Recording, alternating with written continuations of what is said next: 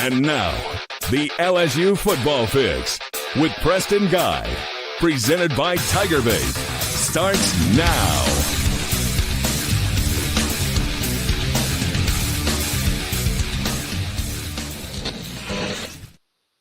And welcome to your LSU Football Fix, presented by Celebrity Theaters. Tonight we have a very special Wednesday night edition of the show. Mike Scarborough had some issues arise, feeling under the weather, not able to make it tonight. Fire 3449 still with his traditional hit the like button. Guys, let's do it different tonight. Hit like for Mike. If you follow my show, you know what I mean when I say that. Hit like for Mike.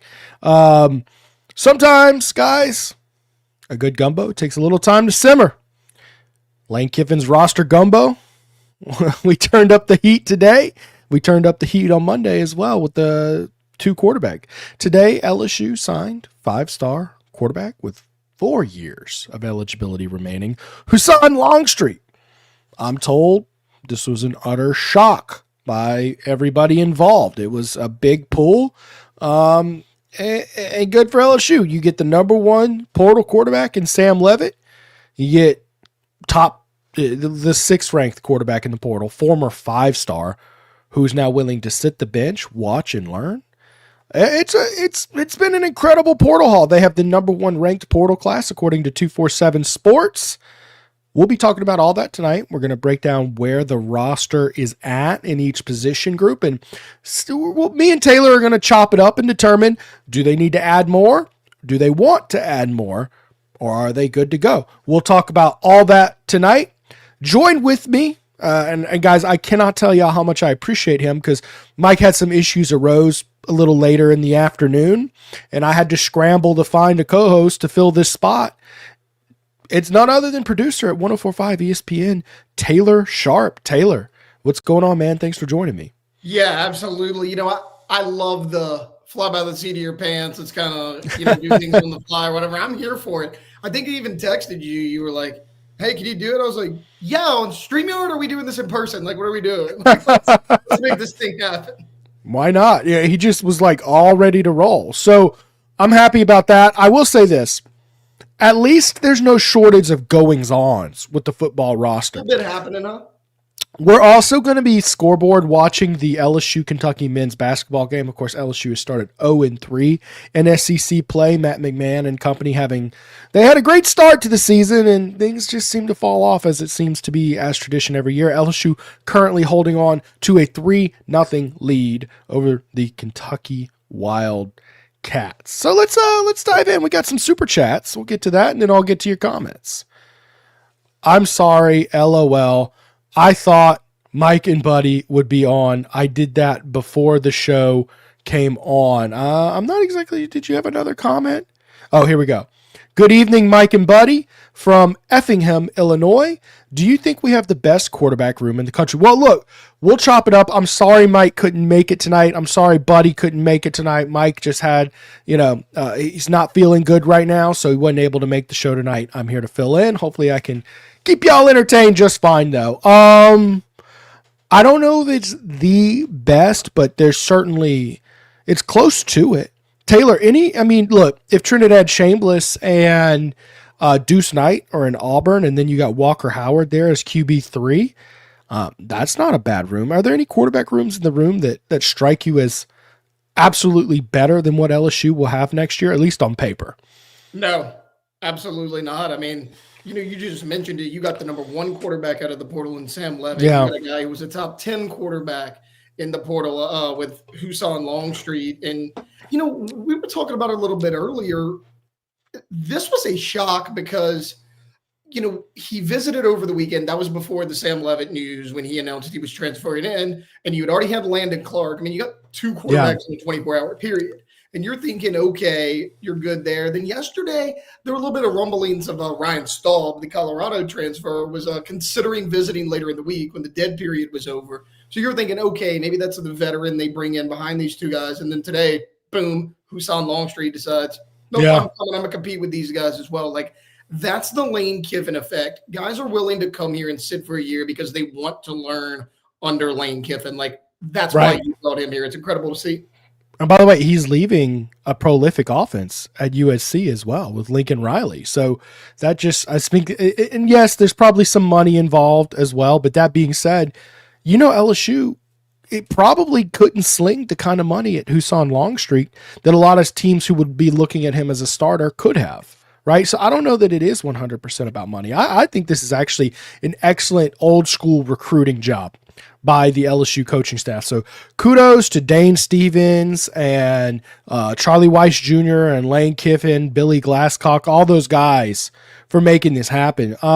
Another quarterback room that strikes me as close, Oregon. Did you see what happened with Oregon today? The big news there. If I'm Dylan Raiola, I'm a little irritated. What are you going to do, this afternoon with Dante Moore coming back? I think that's the right move for him. Well, Dante Moore is talented, but you're going to leave your college career on a performance like that against Indiana. Now, look, Indiana's phenomenal. I get it, but come back another year like you're going to be the bona fide number one quarterback in the country preseason on everybody's top 5 draft board list.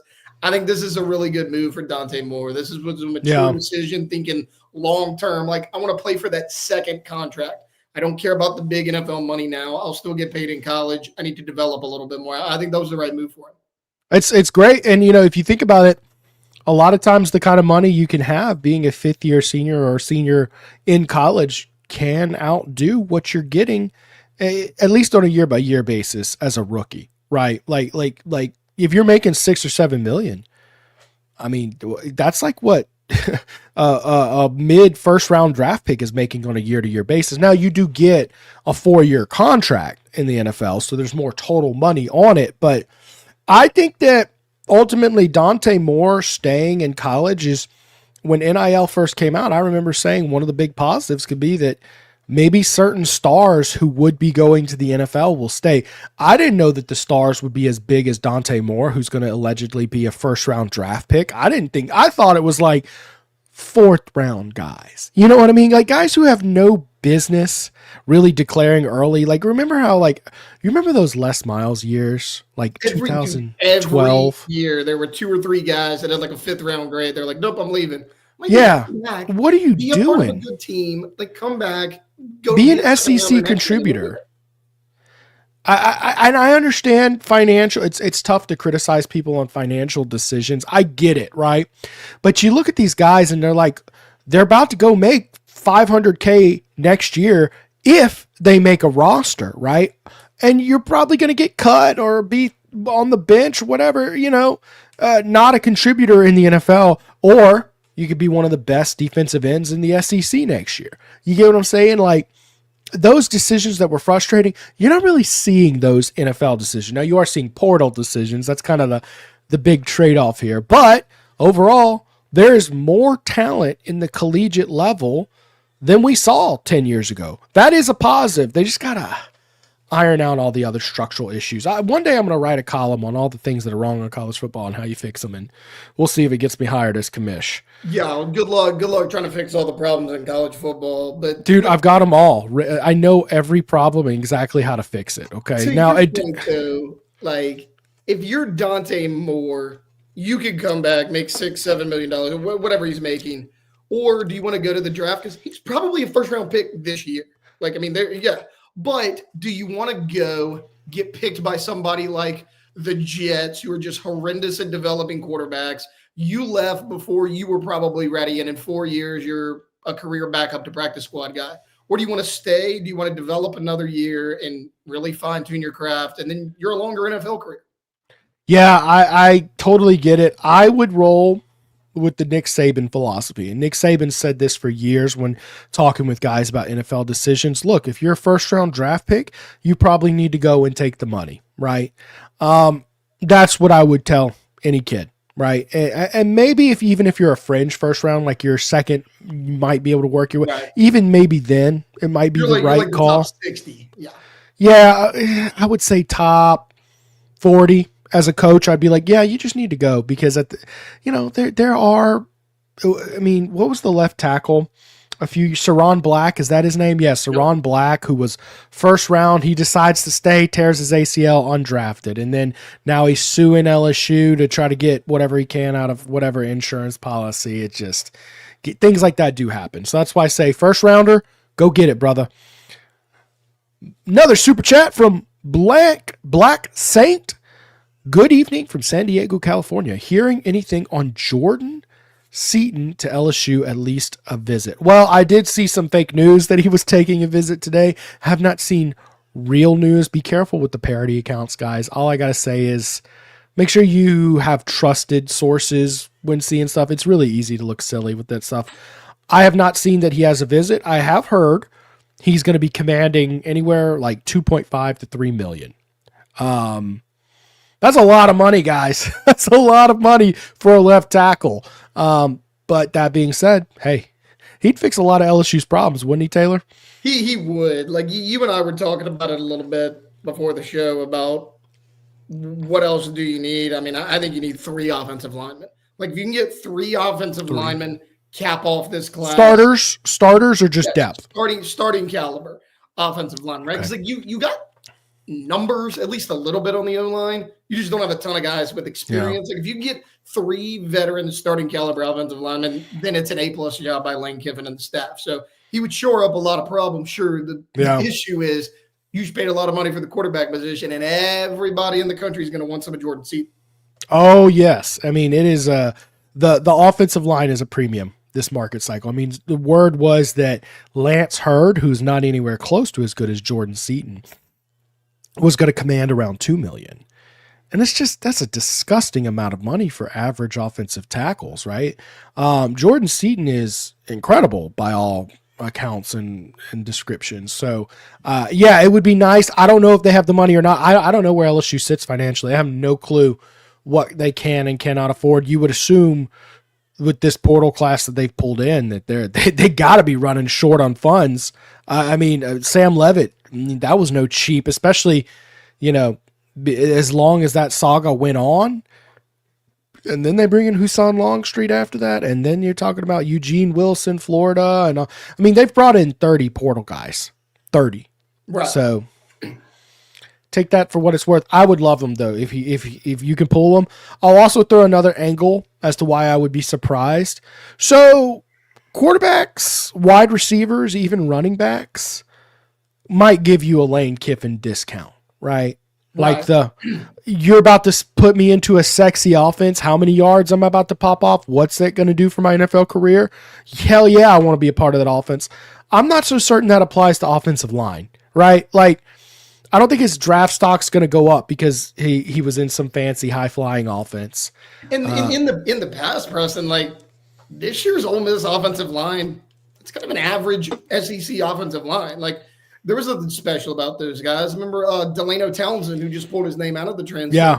Yeah. Everybody's like, "Oh, you got to go get him." He's in a Lane Kiffin offense. I think take PFF grade with a grain of salt. I get it, but he graded out at like 53 on the year. He wasn't anything. Yeah, which by the way is slightly above average, right? Right. And then that's kind of how the line as a whole was. I mean, people considered him like a stalwart. Like he started 12 games on that offensive line. Yeah. Lane Kiffin just with an average offensive line, he can get things done.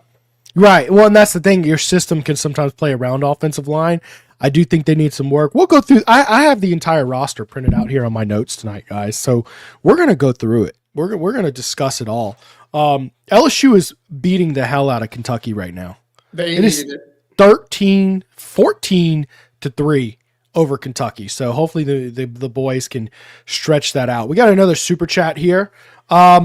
By the way, what do you think about comparing Joe Burrow to Fernando Mendoza? It's like apples to oranges. Well, I was actually I'll use this super chat to bounce this. This is an easy debate. Okay. Joe Burrow is the only player in college football history with a 6,000-yard season. If Fernando Mendoza passes for 2,100 yards against Miami, then we can open this conversation, okay? Joe Burrow is the only player in a Power 5 school to have 65 total touchdowns. He did it against 7 top 10 teams. He beat 5 of the final top 8 There's only 7 other teams in the top 8. So 5 of those 7 he beat, and he beat them by 19.6 points per game. And I believe he hung something like 49 points on average on those top 10 teams. The thing is about accomplishments, records, metrics, historically, most of the time, as you layer in context to these stats, they start to become a little unimpressive most of the time, right? Because it's an outlier metric, right? It's like anything that's an outlier typically got fluffed up by something. But with Joe Burrow and the 2019 LSU Tigers, as you peel back more and more detail, it gets more and more impressive. That's why if you have to ask, the answer is no. And the spread against Indiana, if 2019 LSU were to play, should be minus 16.5. I'm sorry. I'm taking LSU to cover that, Preston. Yeah, me too. It's funny somebody brought that up. My coworker Chris Marler, of course, asked me, "Oh, who wins in a hypothetical?" And he's an Alabama fan, so of course he had to troll me, and I get it. I do the same to him. So I wanted to pull up the raw numbers, not just Mendoza. Like you mentioned 2,200 yards or whatever. If Fernando Mendoza throws for 19 touchdowns in this national championship, he'll tie Joe Burrow. 19. So 2,100 yards, 19 touchdowns. Yes. So I will open. If he does that, I'll open the conversation. Right. And it would still have been done in an extra game. This will be game 16 for them. LSU did it in a 15-game season. But right. Omar Cooper is their leading receiver. 866 yards, 13 touchdowns. For reference, Terrace Marshall was the number 3 in the LSU offense, 675 yards, 13 touchdowns. You're number 1. He played half a season. He was out for 6 games. Yes, yeah, and he was out for 6 games. Your number 1 compares to LSU's number 3. I mean, Jefferson and Chase are both 1,600 yards, 18 touchdowns apiece. Like it's really not comparable. Now, defensively, sure. Like LSU's defense, I think ranked 36th is what they were finally in 2019. Indiana has a great defense, but I mean, when you start bringing up Fernando Mendoza and offensively, it's just it's really not close. Did you know every single NFL AP all team has had a member of the 2019 LSU Tigers on it since the 2019 Tigers?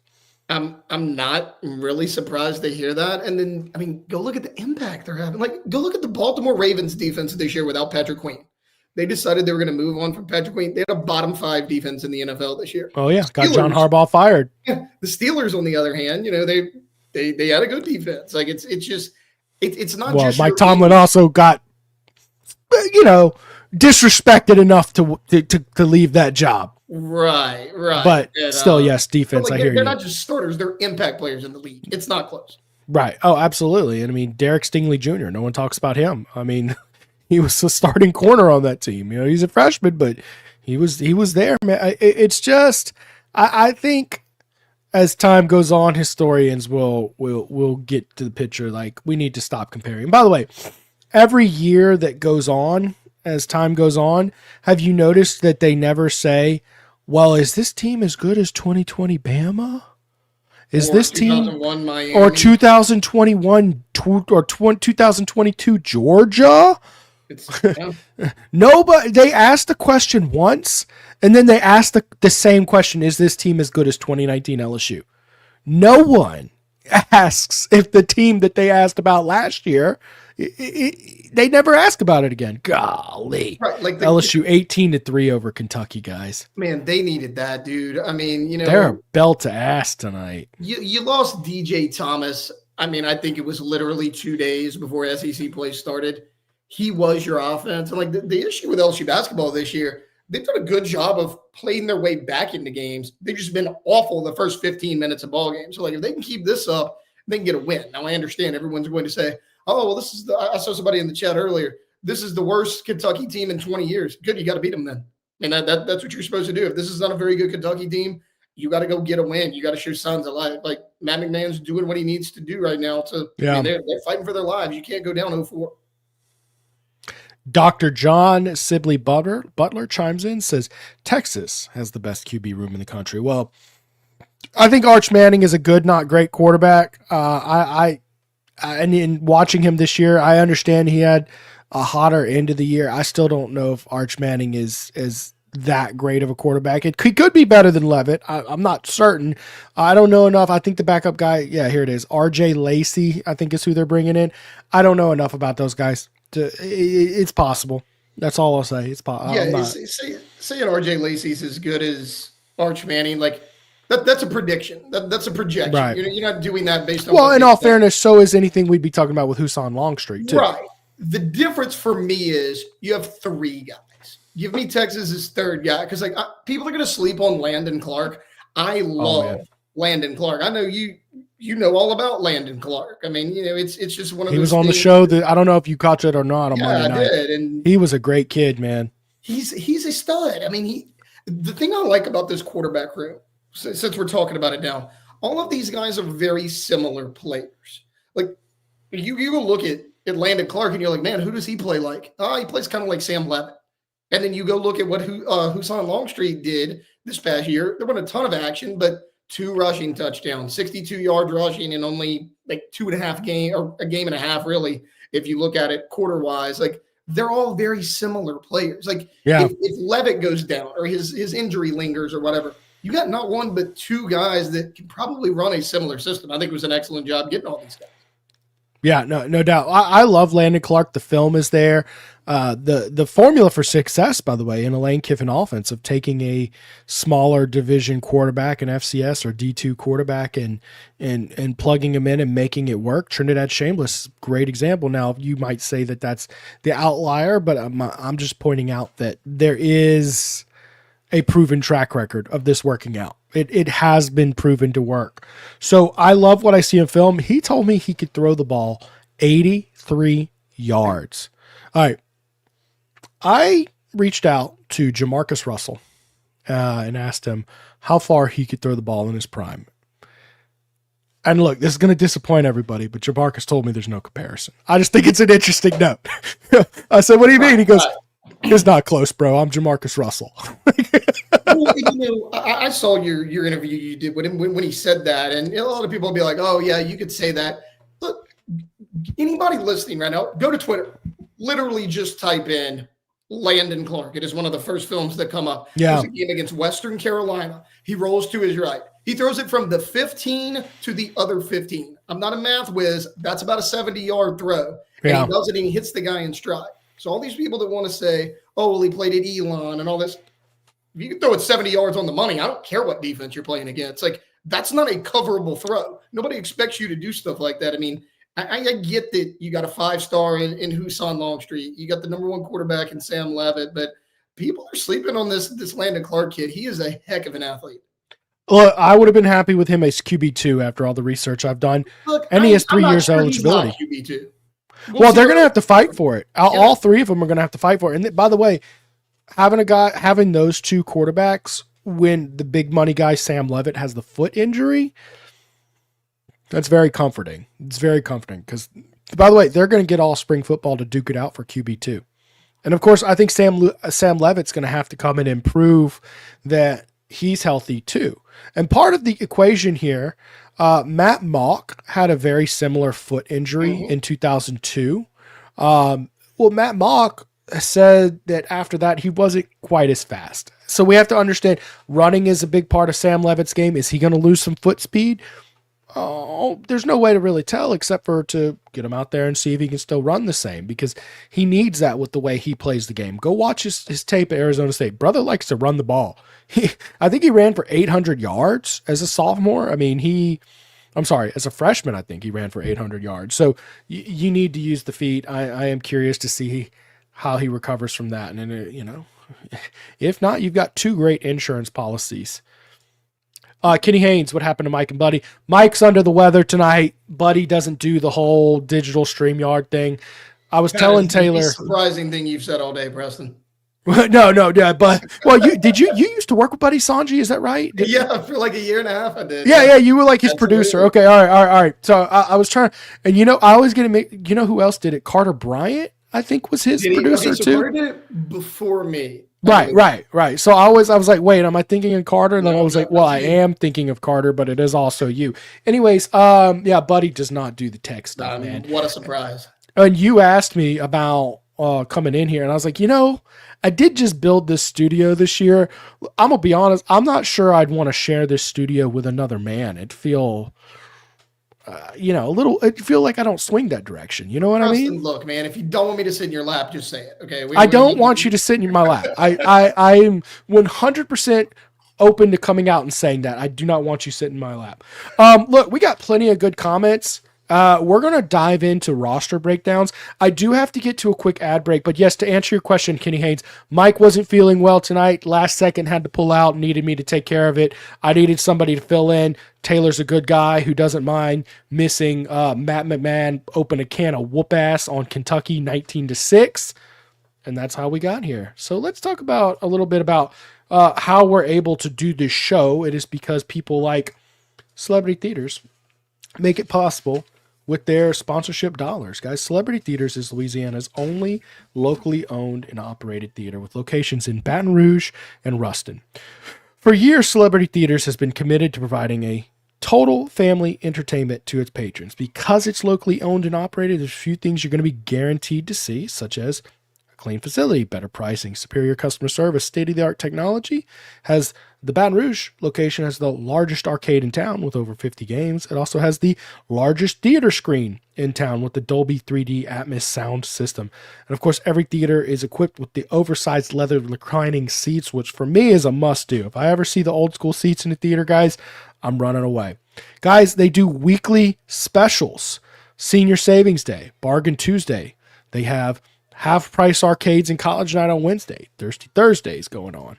They also do private events. Send me an email, events@celebritytheaters.com, to book your private event. That's our title sponsor, Celebrity Theaters. Taylor, if you haven't got out there, man, you should get out there. That's awesome. So, yeah, I mean, we go to movies all the time. Like me and my wife are kind of like the couple that's not like, oh, we don't want to stream. We still want to go to the theater. I love the movie theater. Like, first off, the Cheeto popcorn, phenomenal.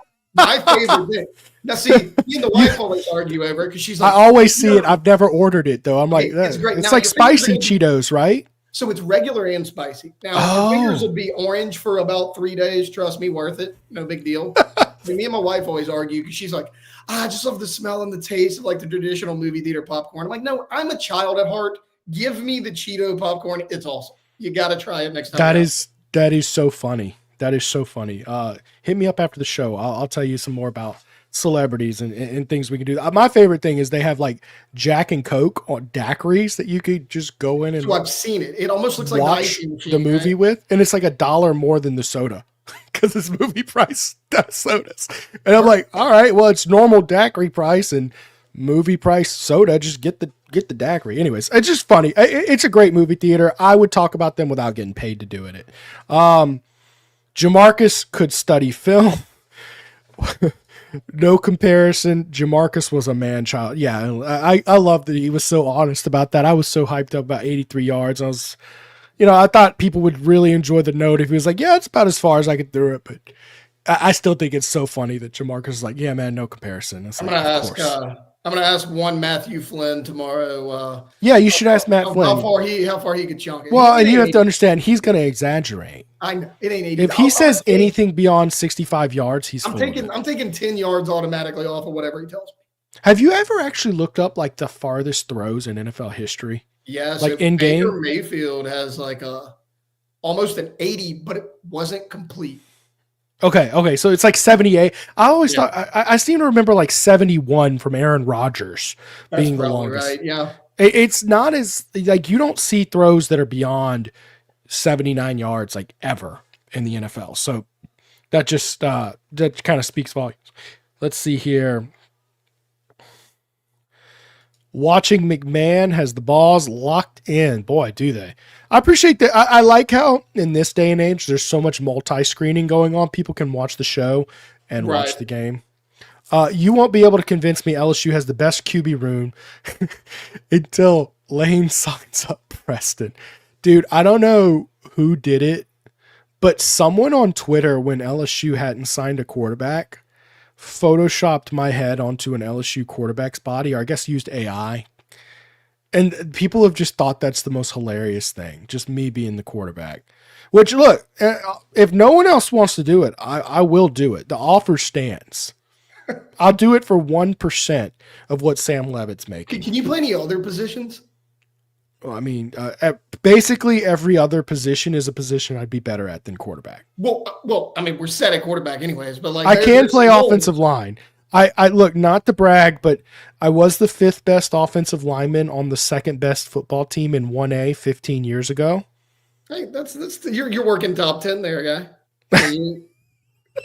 Okay, so like, look, Huff in the chat, he's in our chat a lot too. He says Taylor's bitter he didn't get recruited out of high school. Okay, here's the thing, guys.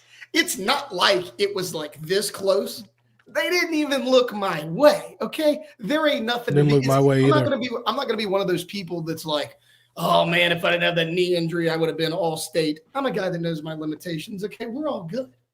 I get to go up there and criticize other people. Like that's way easy. Yeah. I will say this. I did get to, my buddy was like a highly recruited tight end. He got to go tour campuses and I got to come with him a bunch. So I got to do the recruiting thing, but in no way were they interested in me either. Right. Turns out 6'1", 270 pound offensive lineman with a 7 flat 40 are not too appealing. Okay. Let's stop talking about me because I will projectile vomit if we keep on talking about my offensive line play when we should be talking about LSU's offensive line play. Let's take this position group by position group. Some of these will be very quick. Some of these we'll dive a little more deeper into. LSU's quarterback room currently features 3 guys: Sam Levitt, Husan Longstreet, Landon Clark. We've talked ad nauseum, I feel like, at this point. I mean, it was very stressful. LSU went about almost a week and a half in the portal without a single guy, probably 10 days. And then out of nowhere, boom, this week, they came in droves, starting Sunday. I think quarterback, you're good to go with the 3 scholarship guys. Right? And we're just saying it's one of the best it's A++ job for those guys, right? Yeah, you're set. And, somebody need to mention, just as like a camp arm, people need to realize, like, Emil Picarella had scholarship offers coming out of high school. He did. He's a guy that chose to walk on. Like, was he out of U High? Is that right? Yeah, U High. I had to call a couple of his high school games. I mean, that guy can play. Like, yeah, he's a guy that can play. I mean, if disaster strikes and somehow all 3 of these guys wind up with an injury, like I'm actually comfortable with it. Like he's a guy that can play a little bit. Glad to see Preston brought his water bottle I was choking on Monday night at the very end of the show. And I forgot to bring my water, and I texted my wife. I was like, please bring me some water. And I was just fighting it off as best I could. And she finally got it with like 60 seconds left on the show. But yes, tonight's water is brought to you by Dykes Electrical, proud LSU Football Fix sponsor. All right, let's move on and discuss running back. I told y'all some position groups were going to be fast, and that was one of them. Harlem Berry, Caden Durham return. I think those are 2 colossal returns for LSU. Then you bring in Dylan Jones, who's a physical, gritty back out of Wisconsin, carried the ball 70 times for 300 yards this year at Wisconsin. You've got Racine Guillory, who was a reserve back for Utah, didn't run the ball too much this year. And you've got Rod Gainey, who was back at Charlotte. So 5 scholarship backs. How do you feel about the running back room, Mr. Taylor Sharp? I think you're set. First off, getting Caden Durham to get his name out of the portal, like, might be outside of quarterback your biggest portal signing, because that's a guy you had to get back. Like, I understand everyone's going to say your running back sucked. No, your scheme sucked and your offensive line wasn't good. Like, Caden Durham. I thought Harlem Berry was good. Right, and Caden Durham averaged almost 5 yards per carry. He was also hurt. Right. He got caught from behind a bunch. You do that injured behind that offensive line, like, you're a guy that can play. Caden Durham didn't forget how to run the football. Like, I'm glad he's back. And then the 3 guys you got, I mean, you mentioned Guillory. He's a guy, he hadn't played a ton. He's battled through some injuries at Utah. He's got some years to play, though. Yeah, he sure does. And then Rod Gainey's coming over. Gainey's got good depth piece. Left. Good depth piece, yeah. Dylan Jones, who you bring in, the numbers don't jump off the page tree, but he was a starter at one point in that backfield this year. 3-something yards per carry. You could do better with that. Yeah, I mean, but he's a guy that can play. You got your top 2, and then you got depth behind him. I like the room. And nothing about the numbers scream this to me, because not very many touchdowns, not very many high yards per carry. But if you watch the film, he's a tough back. I almost wonder, is that your goal line guy? Because I don't think Caden Durham nor Harlan Berry are great goal line backs. We do have a super chat here from Dr. John Sibley Butler, who is a huge supporter of this show, and I appreciate your support for the post-game show and all the shows. What percentage of the players recruited by Brian Kelly, bless his heart, would have been recruited by Saban and Miles at LSU? I think Lane is getting back to recruiting LSU type of players. What do you think? That's a very interesting comment. Because here's the difference. Recruited by versus signed. Okay. Right. I think Brian Kelly, they did a good job of getting the right type of guys on campus and getting them committed. You could not lock these guys down. You could not. I mean, you have 2 years where, back to back where the number one receiver flips from you. And I think, frankly, those, and NIL's a factor. I get it. But I think those are both guys that Saban and Miles would close on. And I best believe, I don't think Kiffin would ever let those kind of, like Tristan Keys. I think Kiffin is fighting for his life to keep Tristan Keys. They would get these guys on deck and they wouldn't fight to keep them. Dr. John Sibley Butler, could you see a world where Brian Kelly, bless his heart, as you say, would let Sam Leavitt leave campus without committing, miss on Damon Williams, and go back to Sam Leavitt, get on an airplane, and recruit him in Knoxville, Tennessee, leaving his visit with the Tennessee Volunteers?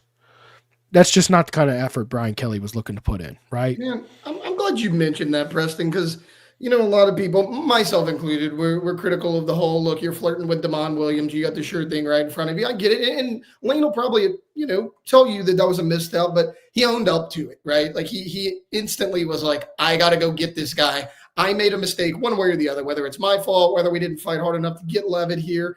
I got to go get this guy. Like, that tells me that, like, Kiffin wants to work, right? Like, he wants to be here. He's not just a guy that's like, oh, well, we missed on him. I'm Lane Kiffin. I'm fine. Like, no, you targeted your guy. You knew who you wanted, and you did what you had to do to go get it. Like, I hate that you let him leave without signing, but, I mean, it's kind of endearing that he went out there to Knoxville, and he got it done.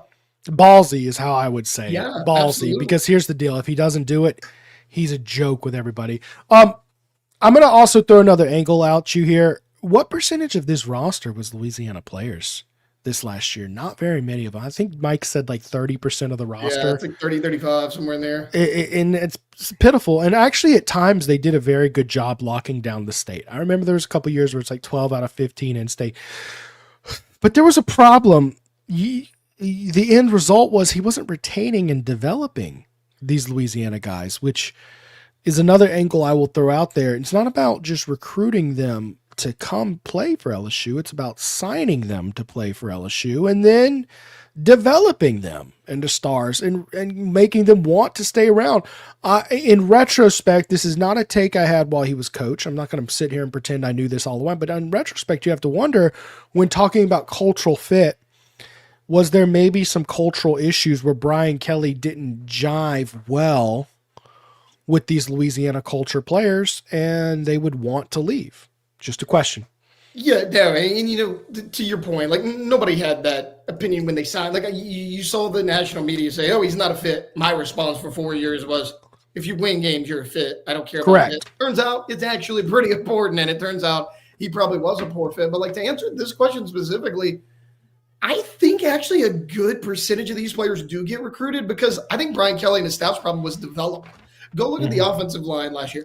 Weston Davis, 5-star. Tyree Adams was a 4 or a 5, depending on where you look. Yeah. Like, all of these guys were 4 and 5-star players. You're not going to tell me that you missed on every one of these guys and all of them are bad. You didn't develop them while they were here. Like, hand up, Brad Davis, worst coach on staff. That's my opinion. Like, you can't have that many guys and miss on every single one of them. So, like, coming out of high school, like, I don't think you recruited bad. You just did an awful job of putting them in position to succeed. Well, they definitely were recruiting well on offensive line. And you were even putting guys in the NFL draft, and look at what, Will Campbell's doing for New England right now. It was a big problem at LSU where guys would be highly recruited. They're studs in high school. They come into LSU, they're mediocre. and then they go to the NFL and they're incredible again. So what was the common derivative in all that? So to answer, I just wanted to add some extra layers. I think, yes, there's a good chunk of the players that Brian Kelly was recruiting that didn't meet the physical, nasty grittiness in the trenches that Saban and Miles were going for. And then the speed players maybe weren't as dynamic of athletes overall, but I think there was more than just recruiting. I hope that answers your question and throws a new derivative, a little new perspective on top of that you maybe weren't thinking of. Appreciate the super chat. I am going to get to a quick ad break here. I'm actually running a little bit late with my ad break here, so I will run this, and we're going to keep on going back down the roster discussing about it.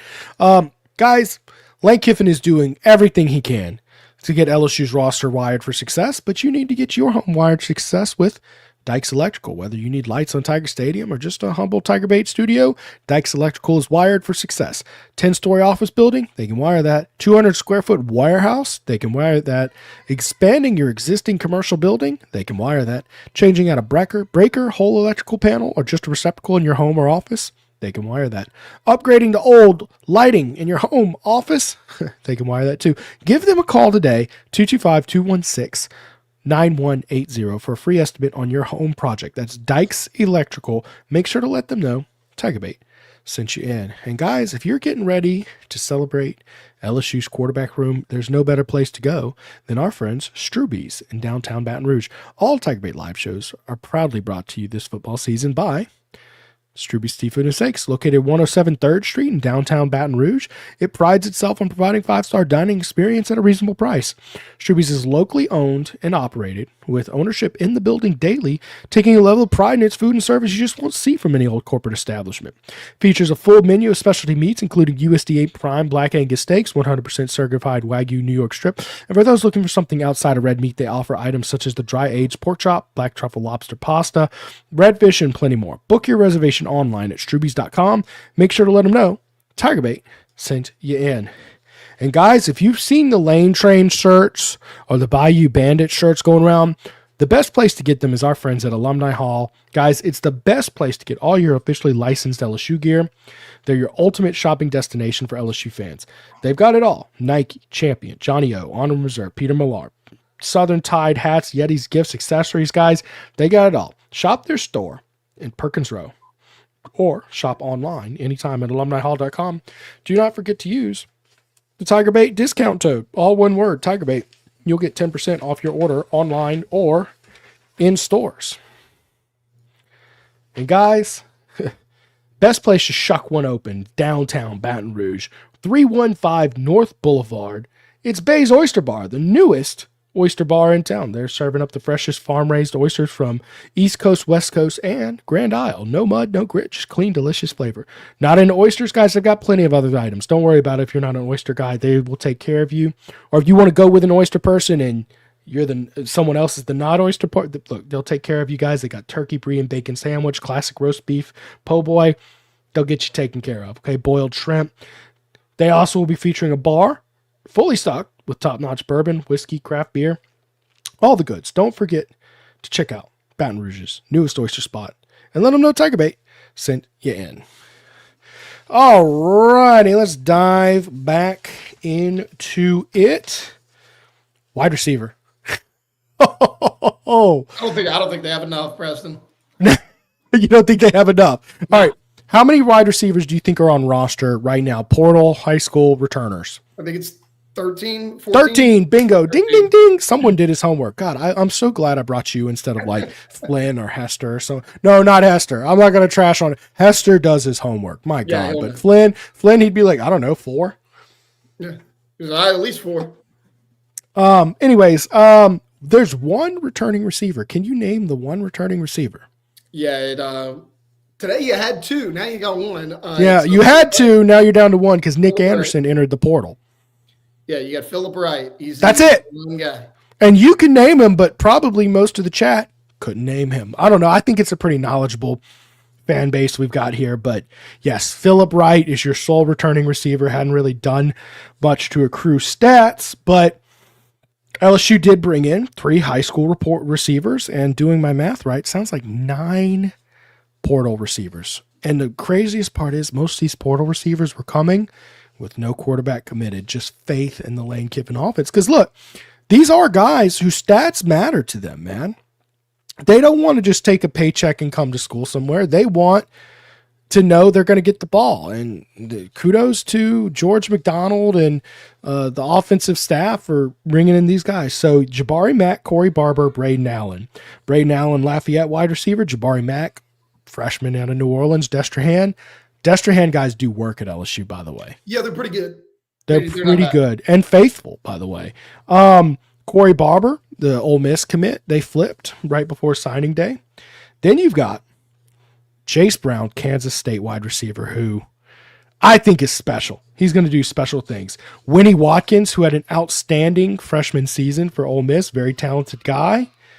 You've got I'm trying to sort it. I have it just sorted by like I guess order they're ranked, but I'm trying to do it in order of which I think like they'll have the most impact. Eugene Wilson, I think he's a dynamic athlete out of Florida. They loved him at Florida. You know, people will look at it and say, oh, he didn't have great numbers. Yeah, he was in a bad offense. Like he had DJ Lagway and throwing him the ball. Like and Graham Mertz. Like these guys were not all SEC caliber players. He's a talented guy. Yeah, absolutely. I think he goes by Trey Wilson. Is that right? Yes. Yeah, look at Trey Wilson. Jackson Harris out of Hawaii, who is a deep ball threat. I think, look, man, I think these guys, those are some really good receivers. And then we're going to start to get to who I expect to be the depth pieces. But all I'm going to say about these depth pieces is I'm setting myself up to look dumb by calling them depth pieces. Any one of these guys could emerge. Because once you get with the pads on and you get to practice, there's no order. Like, you know how you get to fall camp and you kind of have, okay, well, these are going to be your guys to get your first rep here. There's none of that going on with the wide receiver because they're all new. Trey Brown out of Old Dominion, Malik Elzy out of Illinois, Tyree Holloway out of West Florida, Josh Jackson out of McNeese, and Roman Mothershed out of Troy. They can't possibly bring in another receiver, right? I mean, don't tempt Lane Kiffin with a good time, Preston. It's funny we're talking about all these receivers. There's somebody a little bit earlier today I had heard say, why are all these receivers signing? Like, you're not going to play all these guys. I don't know about that. You go back and look at Ole Miss, you're going to say, oh, well, they had all these talented receivers. They had multiple 1,000-yard guys. No. Harrison Wallace was their number one guy at, I think, 8:15 or 8:16. Yeah. They had 5 guys with 630 receiving yards or more, between 630 and like 850. And then Winnie Watkins had almost 400. That's 6 guys right there between 800 yards and 400 yards. It's funny, in this system, the wide receiver is very spread, right? But the running back is very like top heavy. Right. Like it's, because we were talking about, I think Flynn actually texted me the other night. He walked in halfway between the Ole Miss Miami game and he's like, what's wrong with Kawan Lacey? I was like, oh, he's got a bomb hamstring. And he's like, they don't have a backup? And I was like, no, they got Logan Diggs. They're just not playing him. But he had 25 carries going into that game. Yeah, I mean, he spreads the ball around to those receivers. So, like, it actually, when you look at it, makes sense. Because if you're going to have 6 or 7 guys in that rotation, you really only have a 2 deep at that point. This guy asked if I know that Dylan Raiola signed with Oregon. Did we not talk about him earlier? We mentioned him. Okay, all right, for sure. Oregon was the other room I mentioned other than LSU as like maybe best quarterback room. It's Dante Moore and Dylan Raiola. And look, I'm going to be honest, I do not have enough time to research who the third string quarterback is for Oregon, but they're going to be up there for sure as possibly the best quarterback room in the country. Obviously I think with all position groups, except for maybe quarterback at this point, best available is always on the table. Like if there's a freak who decides to enter the portal, like you're not going to say no. Right. Like, okay. Like my favorite guy in this portal class, first off, I love Jace Brown that you mentioned. Like I think he's a stud, which people don't realize he had 100. Is he wide receiver 1? I think he is. He had 116 yards rushing last year that a lot of people don't realize. Like you think Lane Kiffin can't use that in his offense, but it may not be a big position in need when you look at it. Ty Benefield is my favorite signing in this trade. Oh, love Ty Benefield. Because you were talking about best available. Love him. An absolute he might be the second best player outside of Levitt. Yeah, he might be. I mean, he had 100 tackles this year. He had 88 tackles a year ago at the safety spot. Like, I mean, he's a 2 back-to-back really good seasons at Boise State. Like, that's a guy that coming into the portal, you weren't looking at it because, like, you needed depth, but you have Deshaun Spears back, right? Like, you got Marcus Cooley. You got guys that you feel good about. But when a guy like Benefield enters the portal, you go get him. Hot take, he's not going to play either of those guys' spot. He's going to be your starting star. That's my guess. Yeah, well, and the good thing about it is if he blows you away at safety, Sean Spears is 6'3", 220. Put him down there at the start. Like, you got versatility now. I'll say that I think Spears is a little more long and lanky. He is. I think you need to be a little more stout and fit. You got to take on some blocks. He looks like Jamal Adams to me. He can lay the way he plays ball looks exactly like Jamal Adams. So, yeah, we'll get to him in a second, no doubt. Let's see here. Favorite T-Bob meme? Easily the one, it's the Always Sunny in Philadelphia when he's robbing the bank and he's got the baby strapped to him. T-Bob is the bank robber. My face is on the baby. Easily. Oh, so the one that includes you. I will say this. T-Bob A-Bear has cracked me up for years. I believe he's the second best parody account on Twitter now. Not Preston Guy is out there cooking right now. Love. He cracks me. And I've never met anybody who hates Ole Miss as much as whoever that guy is who runs that account. It's not me, just for the record. All right, he was saying he was joking about Riola. He was making fun of Matt Flynn. It's a Matt Flynn joke. It's a long story. Okay, all right. Let's swap gears and talk about the tight end. I think they've done a pretty good job with the tight end room, although Trey'Dez Green may be used as more of a utility weapon. They might use. I think Lane Kiffin is going to really show some creativity with how he uses Trey'Dez Green this year. Love Joe Sloan as a person. Good guy.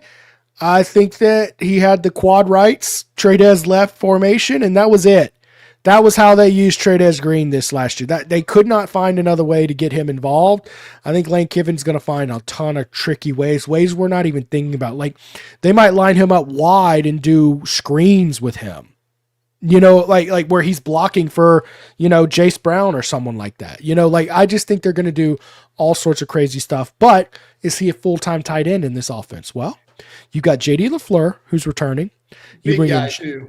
Yep, J.C. Anderson out of the recruiting class, 6'6", 230 out of Decatur, Illinois. Malachi Thomas out of Pitt, 6'4", 210, more of a true receiving tight end.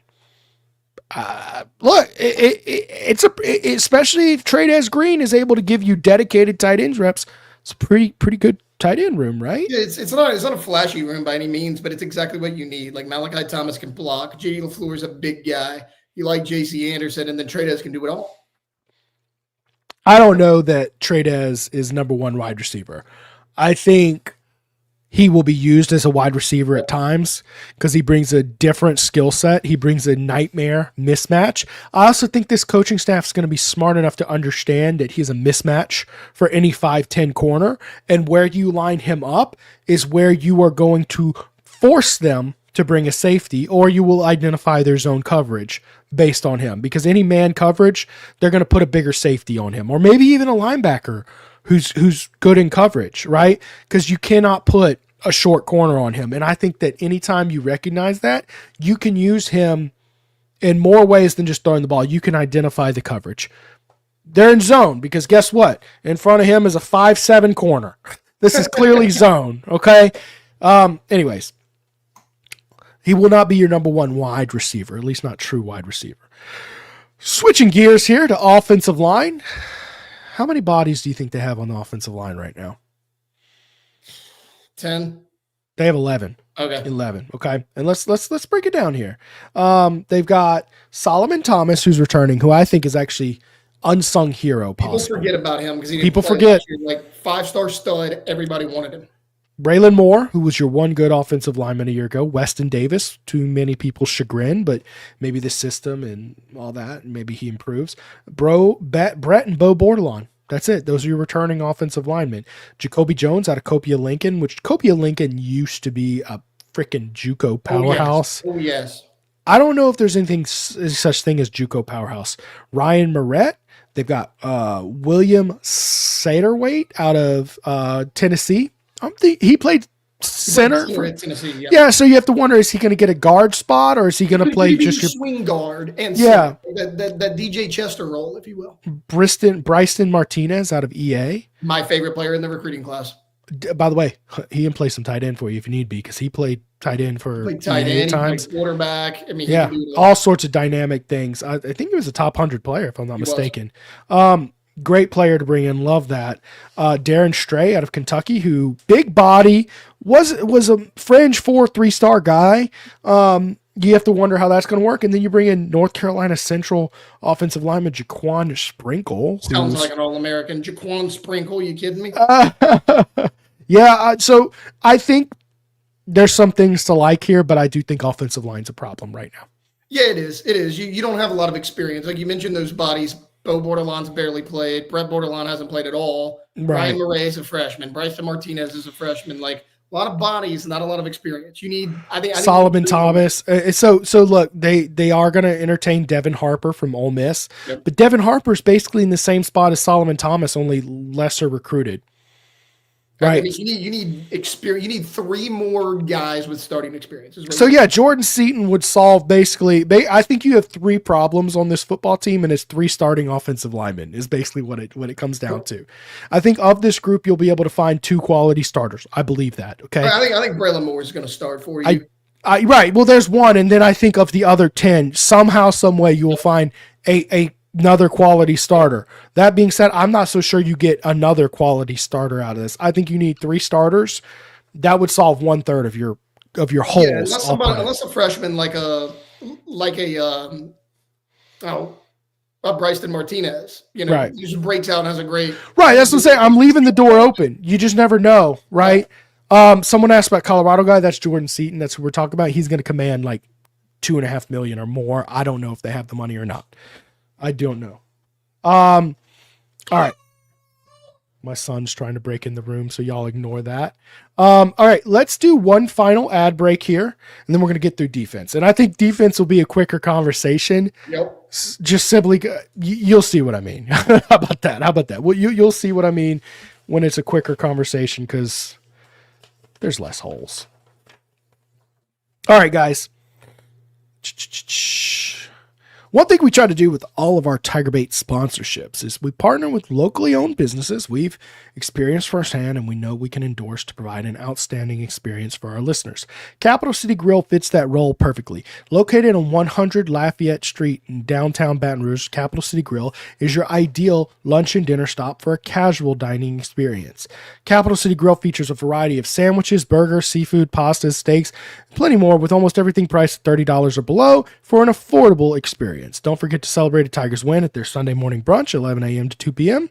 Book your reservation online at capitalcitygrill.net. Make sure to let them know that TigerBait sent you in.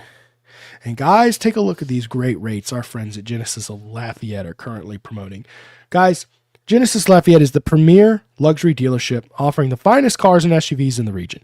Coupled with the best service anywhere, Genesis of Lafayette has a huge inventory of new and certified pre-owned Genesis vehicles. For a truly first-class automotive experience is Genesis of Lafayette, 6600 Johnston Street.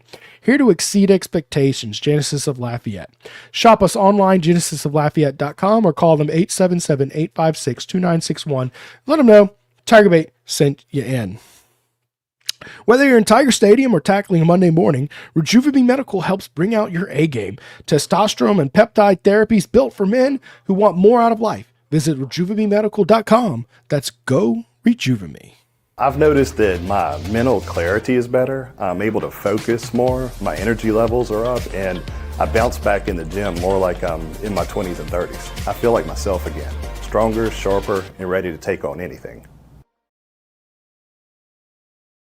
Captain Judas says if LSU gets Harper, he will be a quality starter. Here they are trying to figure out contract issue. He already signed it. I think is that not?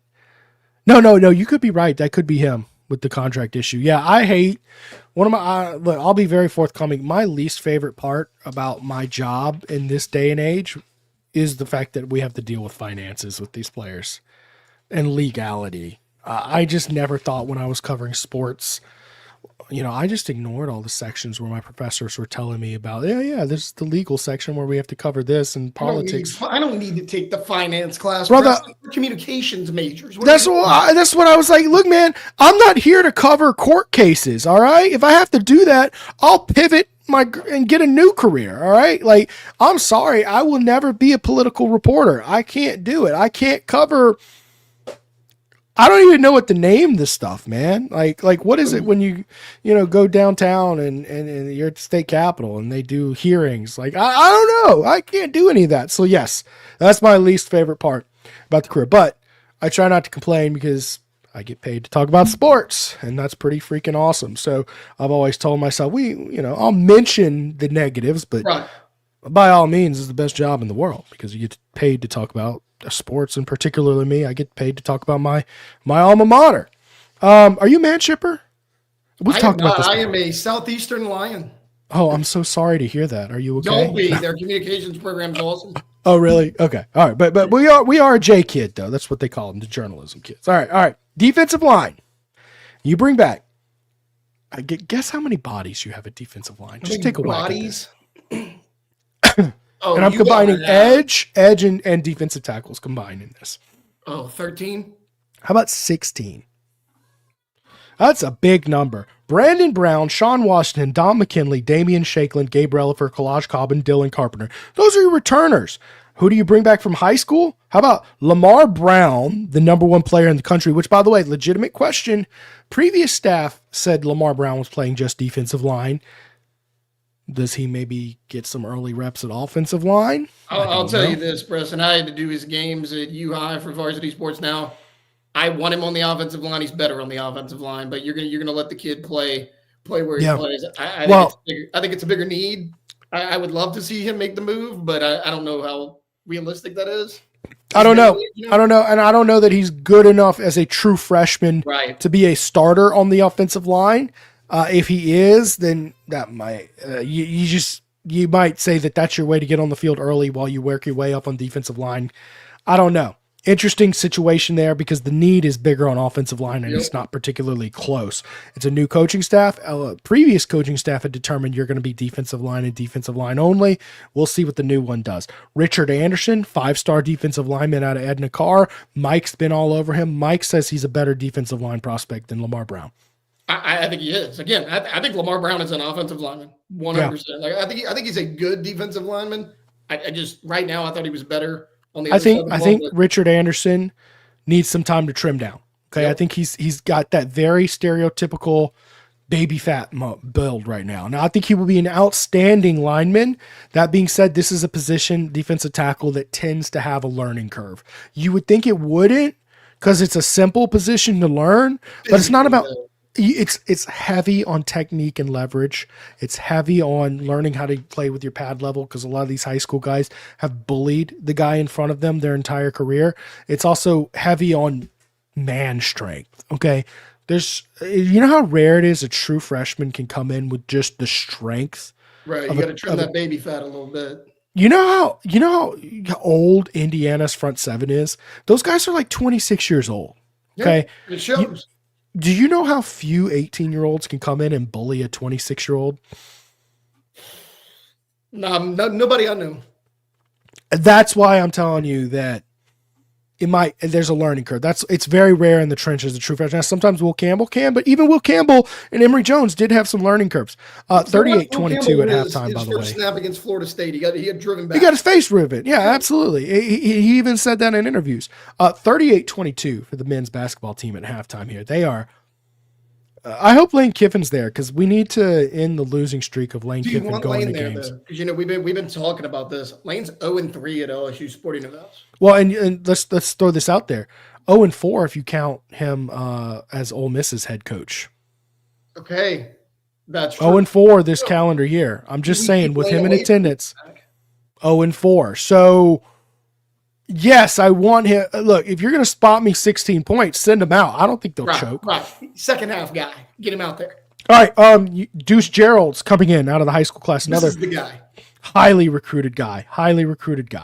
Then you bring in Stephylan Green out of Clemson. Malik Blockton out of Auburn. Trenton Henderson is coming in as well. Jordan Ross out of South Carolina. I have to go to my next, but there's so many defensive Jordan linemen. Ross, Tennessee, Jalen Brown, South Carolina. Oh, did I mix that up? Okay, no, I have it written down. I've mixed up. Thank you, appreciate it. That's why we have like the pros on here.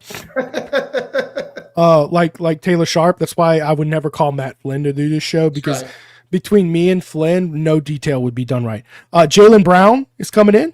Achilles Woods out of South Alabama. That's a stacked defensive line, my friend. Yeah, it might be your best room might be the quarterback room. Your second best room might be defensive line, right? I mean, there's just not much else to be said. They're cooking. No, and like Deuce Gerald's, people don't really talk about him because, Lamar Brown's the local guy. Richard Anderson's the massive human being. Deuce Gerald set the sack record in Georgia high school. And did you know he played running back? Do what? He played running back. Yeah. I mean, he's just both sides of the ball. Like You know how nasty it is that a defensive tackle, but there's some question as to what I talked to him a good bit about what position he would play. What, 265, 270 right now? Let me see, what's he listed at? I think he's about 270. I don't think he's. But you got to understand though, you can bulk up and move inside. I've talked to him. 40 pounds as a freshman. Let's see here.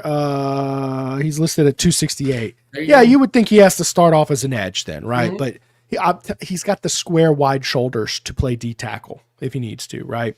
So I've talked to him a good bit about that, but there is a new head coach in town, same defensive staff, although you're getting a new defensive tackle coach or defensive line coach, whatever you want to call it. We'll see. We'll see what's going on there. So D-line, good to go. Who's the one kid from Missouri? I'm trying to remember his name. I forgot. Damon Wilson. Damon Wilson is still there, and if Damon Wilson, 9.5 sack guy, and then you take him. Impossible name to forget. John Henry Daly from Utah. He was scheduled to visit. Yeah, I don't know if that ever came to fruition either. That name. And I'm going to say just about the name, nothing but that sounds like some dude you're going to see in a newspaper one day. You know what I mean? Like, that's a scary name. First off, you get a thick white kid named John Daly. Bring him in. Like, I'm good with that. No relation, right? No relation, right? To John Daly. No. Okay. All right. Unfortunately. So look, there's no position group on this team where if you find a stud who will elevate you and give you starting reps, you're not taking him, right? So defensive line's in that group where it's like already stacked, but I mean, my God, if Mario Davis in his prime is coming here, go for it. You know what I'm saying? Anyways, linebacker, I think pretty good group. I think they're lacking depth in my opinion. You need one more guy that's been a starter. We'll see. And there's a lot of guys who, if they're a starter, they've shown me some stuff I really like, and I'll go through this in a bit. They're bringing 7 linebackers back. They're not bringing one from high school, and they're not bringing one from the portal yet. And they don't, unless you count the star position, which that's a hybrid spot. Depends on who plays it. Yeah, I'm calling it safety for simplicity purposes. It does depend on who plays it. Actually, right, like Perkins, more linebacker. If it's Benefield, safety. Whit Weeks, who is pretty much the best linebacker in the country, should be next year. Zack Weeks, younger brother, who gave you some good tape last year. Really good stuff out of him. Jaden Breaker, guy who didn't play, but you like the potential. CJ Ross didn't play.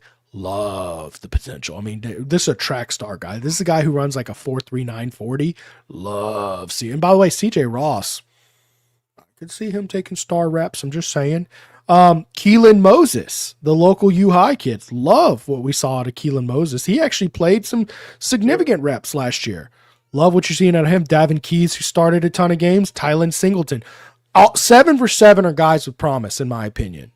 Like all 7 for 7. If you had to tell me that's your starter, I'm like, okay, they'll be all right. Yeah, because he beat out all the other talented guys, right? Like, because none of these guys have like a ton of starting experience, but they're all talented. Like, we've seen Zack Weeks. We've been waiting for Devon Keys to make that next move and be the breakout guy. We've seen Keelan Moses. Like, these guys have played. Yeah. I would like to add one more for depth. Yep. Especially if a guy who has some experience, like what West Weeks was when he got here, right? Like, not a just crazy all world beater, but he had experience coming out of Virginia, and he gave you a good solid, what was it, 3 years here? I would love to see a guy added like that. Cornerback, 7 of them listed. You've got DJ Pickett, PJ Woodland, Michael Turner, Aiden Anning, and Jakeem Jackson returning. Well, certainly at the top, you like those 2 guys, DJ Pickett, PJ Woodland.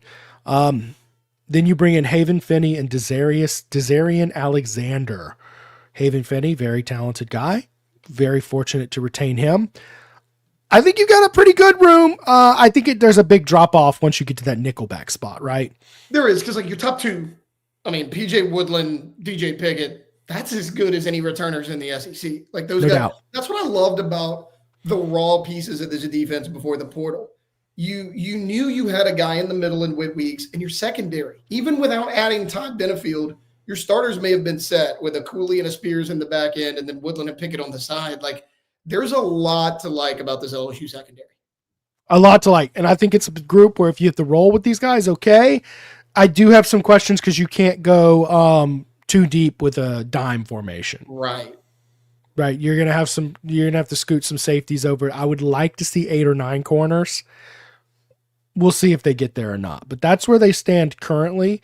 At safety, I'm showing 8 bodies back there. Tamarcus Cooley, who should be one of the better safeties in the country. Yep. Deshaun Spears, who showed you a lot of promise. Jace Thomas, who they really like. CJ Jim Coyley, who could move to a star if you needed him to. He played that. You and I he saw did him play. in fall camp. Very good fall camp. I was really happy to see him return. Aiden Hall comes in from the high school class along with Isaiah Washington. They bring in Ty Benefield. Love Ty Benefield. And they bring in Southern safety Traylon James, who I'm not expecting much from, but it's a good body to throw back there. He's got some experience. Safety, I think they're in a good spot at safety. You're in a great spot at safety. For those who don't know a ton about Isaiah Washington, and I don't expect you to, because he's a Haynesville kid. He was a 3-star player. Go back and watch the Haynesville State Championship game. This guy plays both ways, both sides of the ball. He was the MVP of the state championship game, 3 rushing touchdowns. I mean, he is an athletic freak. Isaiah Washington, I get that he's only a 3-star guy. I expect, Preston, when you and I are out there at fall camp, we're going to highlight him. I think he'll make some plays. I think there's going to be some learning curves, though. Yep. Right? There's just so rare that a guy like him, late bloomer like him, comes in and is ready to play SEC ball, snap one. And there's no real need to either, by the way. I'm just looking like what we saw to CJ Jim Coyley last year, where like brothers out there making some plays, that kind of thing. Part too, right? Like he had the body, like he was ready to go last year. Who's that? CJ Jim Coyley. I mean, he was, oh yeah, right. If you had to throw him in the fire, I'm fine with that, but you didn't need to. That's how you're supposed to operate as a good program, by the way. You're supposed to have guys who are showing promise, and you don't need them to ball out. Just saying, it's been a lot. And of course, with the LSU's defense from the previous 2 seasons, if anybody had shown you any promise, you needed to throw him in the fire because, brother, you had problems with Ashton Stamps and company rolling out there as your CB1, right? And then that leaves us with special teams. They bring in, I'm not going to waste too much time here, but they got the starting kicker out of Arkansas, Scott Starzik. They got long snapper Mac Mulhern, so you're good there. Grant Chadwick returning, and they bring in punter from Florida, Hayden Craig. So I don't want to waste too much time, but check. I mean, you would like a little more range out of Scott Starzik. Maybe a kickoff specialist you need to add. I'm not going to waste your time talking about kickoff specialists here. But overall, across the board, I mean, Taylor, how would you summarize where they stand with this roster? We just went through it all. I would say somewhere between B+ and A-. If I'm giving it a letter grade, I mean, there's holes to fill. You got 3 offensive linemen you need. Then you need another linebacker. We talked about, depth at corner behind your top 2, but overall, man, I really like how they rebuilt this thing. Yeah. I think it's a good looking roster. It's not done yet. But I think ultimately you're starting to get to the finish line where you're like, dude, you've won the offseason. I mean, this is one hell of an offseason. Somebody asked earlier when the last time I had this much faith in the coaching staff was. Look, I legitimately in 2023 thought Brian Kelly and I thought Matt House did a really good job in 2022. I had a lot of faith in that 2023 staff. I really did. So I don't want to sit here and say I've never seen this, but I'm certainly really hyped up and excited. I thought that 2023 team was going to be special, man. Well, I mean, you win the West year one. Nobody expects you to do that. You basically retained your entire staff. Jaden Daniels, I mean, if you would have told me, look how you did year one on the fly under Brian Kelly and Jaden Daniels make the jump he did from year one to year two, I would have been like, this team's college football playoff, like right in there in the thick of things. And it just collapsed on the defensive side of things. Yeah, it just in a historic fashion too, in a way that would be hard to predict. Like you might have said the defense, like they were what I think top 25 in 2022. Like they were good, maybe top 30, something like that. Maybe they dropped to like top 40 defense, something like that. Yep. No one predicted a historic collapse. Even when the offense was just toasting them, we were just like, well, the offense is clearly good. We were right about that. Thing is about LSU, sometimes lightning strikes here and you're going to get a very, very special offense. Very special amount of talent. And you did. You had 4 first-round draft picks on that offense. 3 of them were just Louisiana guys you kept around. So I don't want to say that I've never thought the coaching staff, but ultimately we just went through this roster where basically everywhere but offensive line, you're good to go. I think this, like you are championship contending at every position group except for offensive line. And I think offensive line is a problem. It's very problematic, but I think they will address that. You've got Lane Kiffin and his offensive staff from Ole Miss. Elite, right? Blake Baker, retain him and most of the defensive staff. Elite.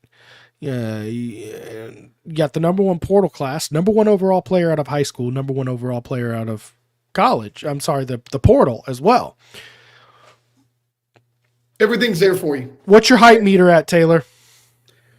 Man, I'm hyped. Like, you know, as soon as LSU hired Lane Kiffin, it was one of those things where it's like, you know, I'm not going to predict the future and tell you what this program's going to look like. There's a hell of a lot of excitement around this program, and it's something you hadn't had in about 3 years now. You know, I mean, it's one of those things where like you can feel the buzz already.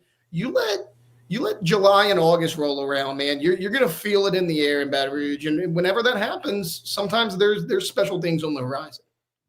Wonder what Lou Tepper would do. Dude, Lou Tepper would find a way how to create the most complicated defense in the history of football and blame the players. Well, we have so many transfers. These guys, they can't understand it. Used to say, well, my defense takes 4 years to learn. Okay, but by that time, that crop of players has moved on, Lou.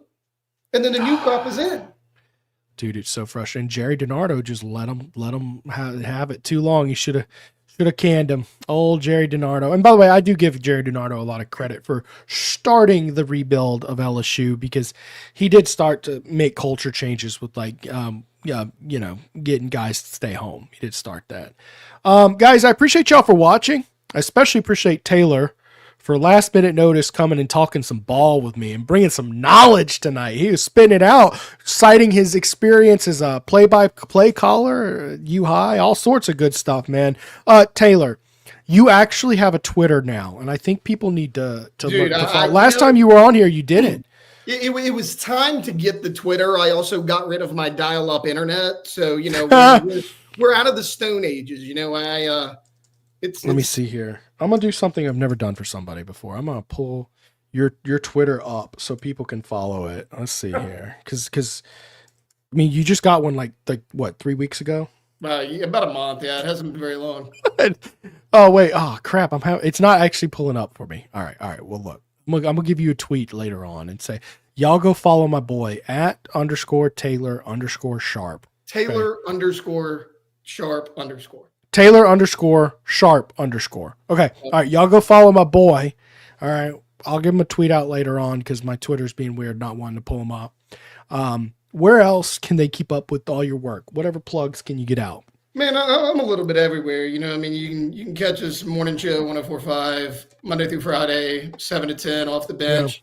Jacob Hester, Matt Flynn, and then, you know, I'm the third elite athlete on that show, you know, obviously not. And then, right. I mean, look, man, LSU Sports Radio Network. Alondra is not an elite athlete as well? I don't know. We'll have to investigate that. Please ask her on air tomorrow. I'm only going to speak for Jake and Matt. Yeah.